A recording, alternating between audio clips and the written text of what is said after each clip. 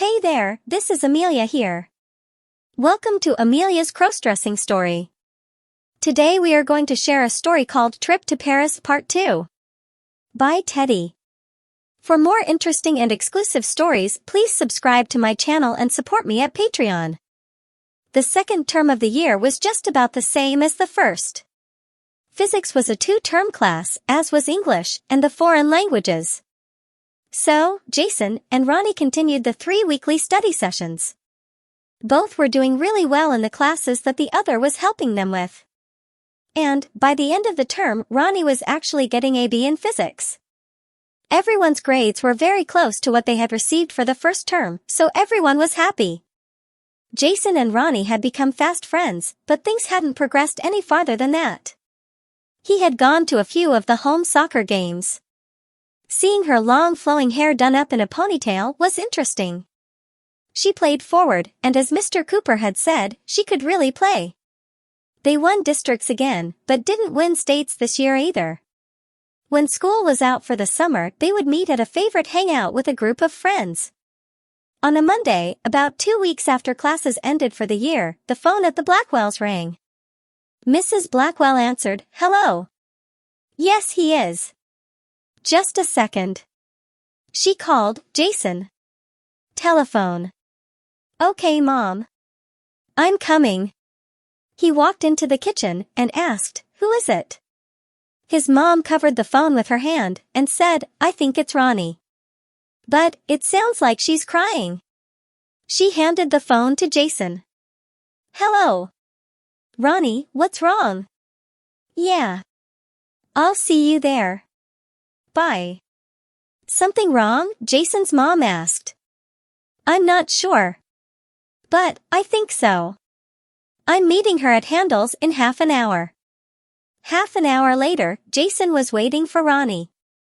He watched her car pull into the parking lot, but she just sat there. He walked over to the car and saw that she had been crying. Then he walked over to the passenger side and got in.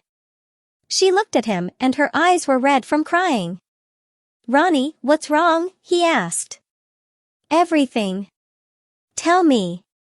"My dad's been transferred back to Briard's home office." "In France?" "Yes."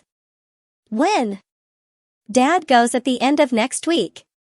He won't even be here for my birthday.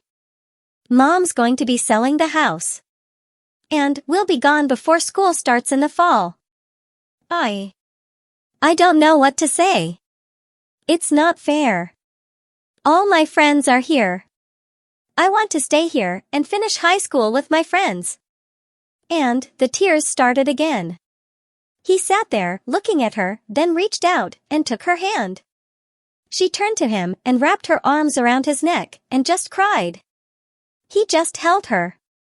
Between sobs, she whispered, "I needed this." "What?" "To have someone hold me." She cried a while longer and then finally started to calm down. She sat back a little so that she could look at him and said, "Can I tell you something? Without you getting mad?" "Anything." "You've dated a number of girls over the past year." "Yeah. I've been jealous." "Jealous?" "Uh-huh. I wanted those girls to be me. I wanted you to take me out. But, I just thought that you didn't want to date anyone right now. And that you just wanted to be friends." "No. We've seen a lot of each other, studying and such. And, I've come to like you. Really like you. You're very kind and understanding. And, I've wanted to do things with you other than study. Why didn't you just say so?" "I was afraid." "Of what?" "That you wouldn't." "Why wouldn't I?" "Because I'm black." "Would you please stop with that? Look at your mom and dad. It looks like they didn't care what anyone else thought. I see you as you. Not black. Not white. But, as Ronnie. So, would you?" "Yes." "Really?" "I said so, didn't I? Hold me." He held her again, and he could tell she was quietly crying again. He finally asked, "Are you crying?" "Sorry. I just don't want to leave all my friends. I like it here." "I know. Life can be unfair sometimes. How about a movie tomorrow afternoon?" "That would be nice." Jason and Ronnie went out almost every day until it was time for her father to leave. Jason was trying to take her mind off of the pending move. They did notice a couple of strange looks. But Jason didn't care. Ronnie took after her mother and really was very pretty. And he was just happy to be with her. The day before Ronnie's dad was to leave for France, Jason had dinner with Ronnie and her parents. Jason was worried about Ronnie. She was sadder than he had ever seen her. Try as he couldn't cheer her up. After dinner, he sat with her on the patio, and she just wanted to be held. Finally he said, "Ronnie, everything will work out." "No, it won't." "Why?" "Because I'll never see you again." "Who?" "I'll be in France, and you'll be here.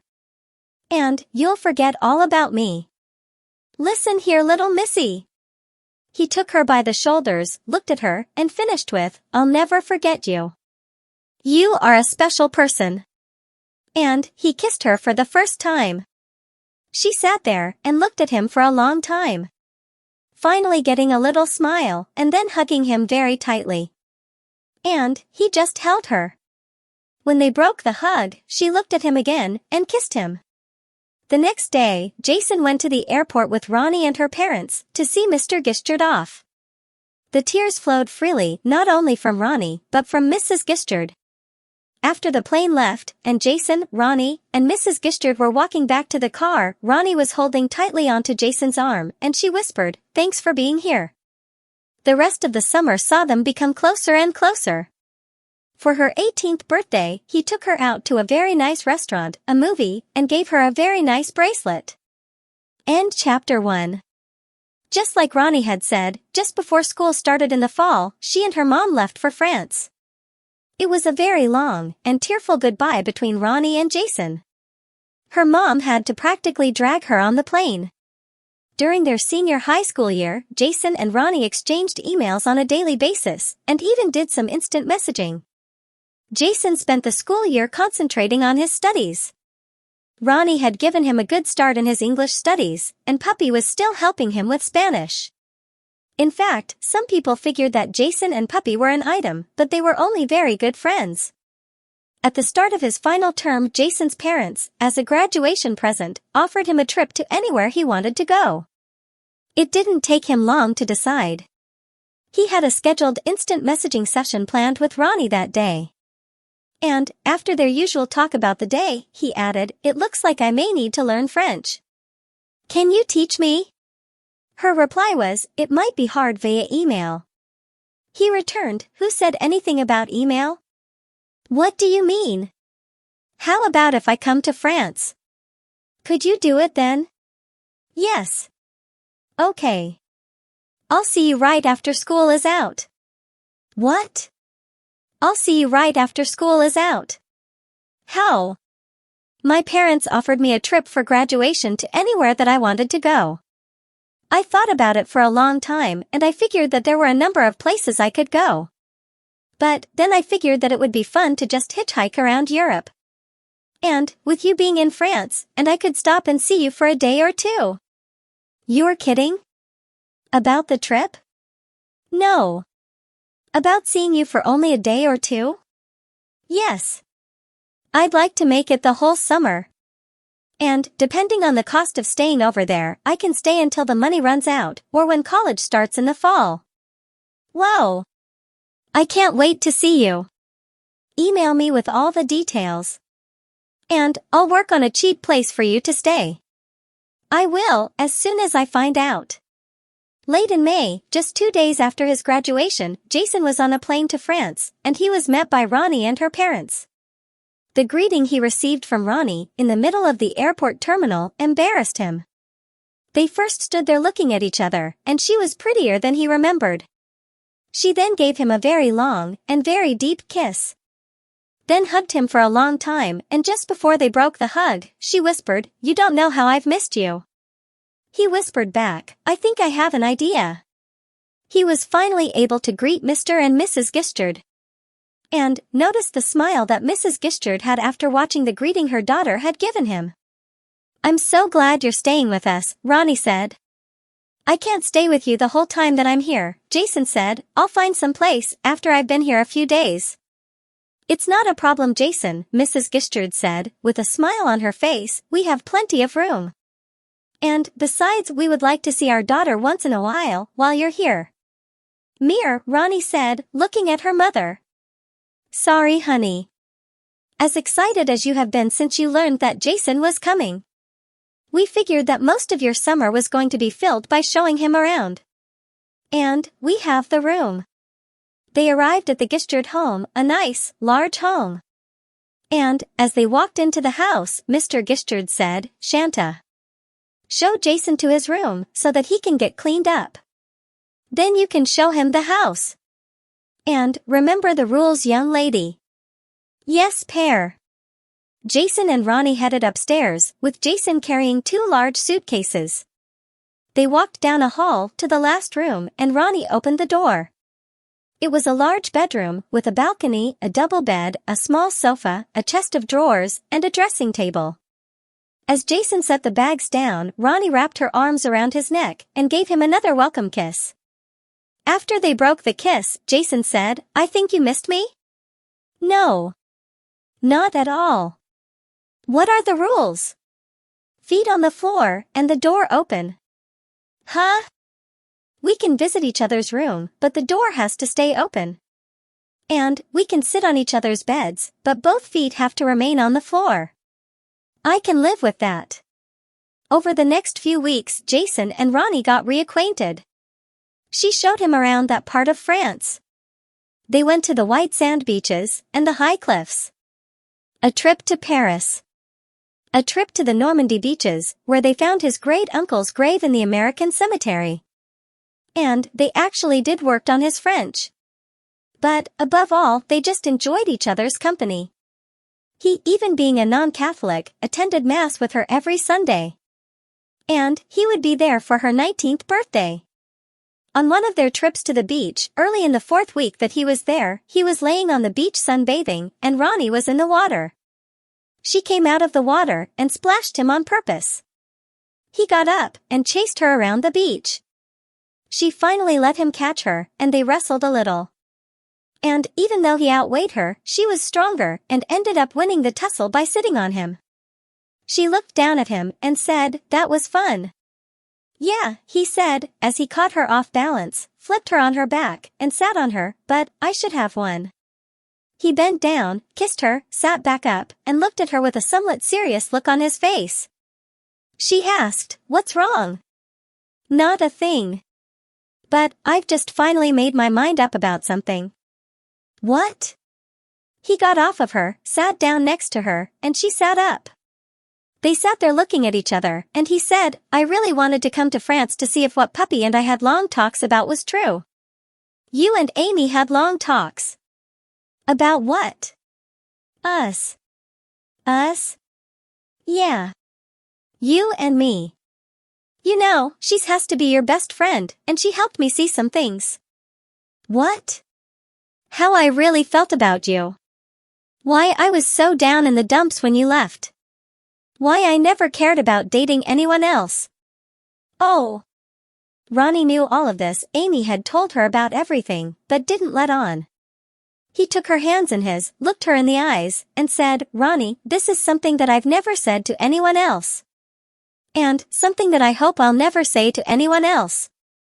But, I'm deeply in love with you." She held his hands very tightly, and the tears started. He moved so that she could sit on his lap. She wrapped her arms around his neck, held him very tightly, and continued to cry. Jason whispered, "Don't cry." "I can't help it." She said, "You just said something that I thought I'd never hear from you. I've wanted to hear that since the day you arrived. Je t'aime aussi. Je t'aime aussi. Does that mean what I think it does?" "Yes." I love you, too. They sat there for a long time just holding each other. Finally Jason said, we'd better get home for supper. No. I want to hold you like this forever. They sat for a while longer, then she finally agreed that they needed to be home soon. When they got back, Ronnie went to help her mother with dinner. As they were working, Ronnie's mother noticed that her eyes were puffy and asked, Fee, have you been crying? No, Mir. Shanta. What's wrong? She looked at her mother with a big smile and said, nothing, Mir. Everything is fine. Those kind of tears? Yes, Mir. Do you want to talk? Yes. But later. At dinner, Ronnie's mother had a smile on her face the whole time. And, as Jason was helping Mrs. Gistard with the dishes, she said, Jason, I see you made my daughter cry. Ma'am? My daughter had puffy eyes from crying. Yes, ma'am. What kind of tears were they? Ma'am? Were they happy tears, or were they sad tears? Ah, happy tears. I hope. I would be very cross with you if they were sad tears. Yes, ma'am. I'd never do that to Ronnie. I'm glad to hear that, Phils. You are aware of the problems that a mixed-race couple can have? That's all for now. See you in the next video. For more interesting stories, please subscribe to our channel, and for exclusive content, please join us on Patreon. Link in the comment.